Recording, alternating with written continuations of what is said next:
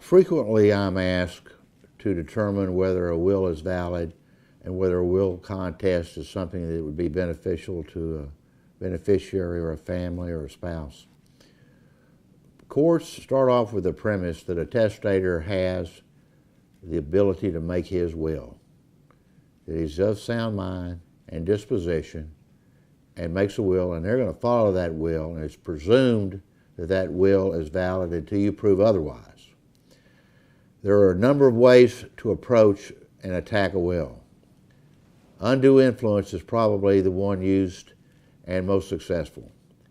It has to be more than simple relationships with the deceased that are not real honest and right. It has to be far more material than that. The burden is to establish that the testator, the deceased, really had no free will to make a decision to begin with. And that's a pretty strong burden. Duress is another way of setting aside a will. Duress involves either physical or emotional abuse, usually physical and power, to force someone to do something they don't want to do.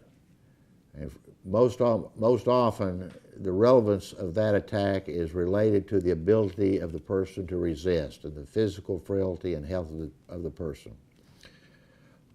Whether the testator has capacity, a disposing mind, whether he knows the bounty that he's leaving and to whom it's leaving, is related to testamentary intent, whether he had the actual intent and knew what he was doing.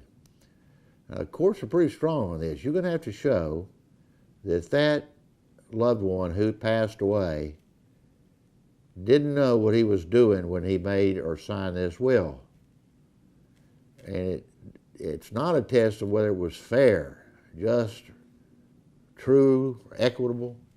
It's all irrelevant. It's whether he knew what he was doing.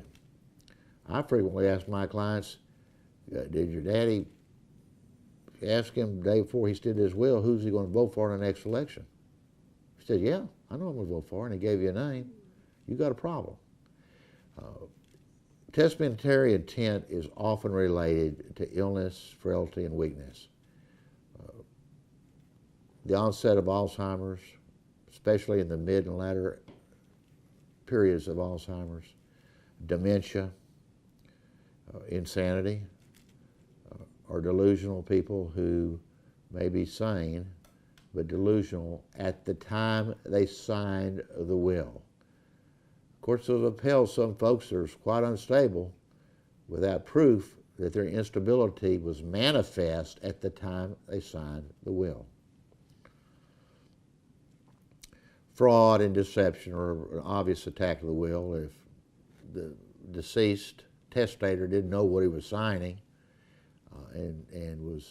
or if he was in a coma in a hospital and one of the heirs prepares a will and picks up his hand and signs his name, those are perfectly good grounds to set aside a will. Once you set the will aside, the court has a lot of options. They can generally set the will aside and the property passes by intestate succession. And you just go to the rules of the law and it passes under Texas law.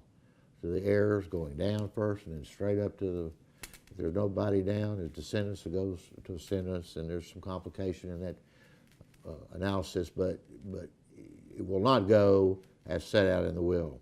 A lot of times, if the attack is at one provision of the will, the court can't set aside a provision and maintain the will with regard to the rest of the devise and descent set out in the will. At the end of the day, did the testator know the consequence of his actions? Did he know what he was doing? NACAW Law Firm, may I help you?